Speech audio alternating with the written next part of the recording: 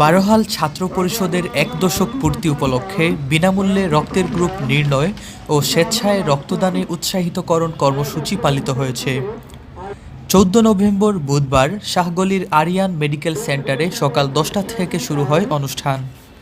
এতে উপস্থিত ছিলেন সাংবাদিক এখলাসুর রহমান, জকিগঞ্জ টিভির এমডি আব্দুল মুকিত, সাইফুর রহমান, সমাজসেবী কামরুজ্জামান কয়সর, রুহেল আহমদ, হৃৎপিণ্ডের পরিচালক জাহাঙ্গীর আলম, সদস্য তারেকুর রহমান, রুহেল আহমদ, শেখ পলাশ, জুনেদ আহমদ জয়, প্রতিশ্রুতির ক্রিয়েটর সৈয়দ খালেদ আহমদ, বারোহাল ছাত্র পরিষদের প্রতিষ্ঠাতা সভাপতি সাদিক আহমদ তাপাদার, সভাপতি সদিউল হুসাইন আহমদ, সাধারণ সম্পাদক জাহেদ আহমদ, সাংগঠনিক সম্পাদক জাহিদুর রহমান প্রমুখ।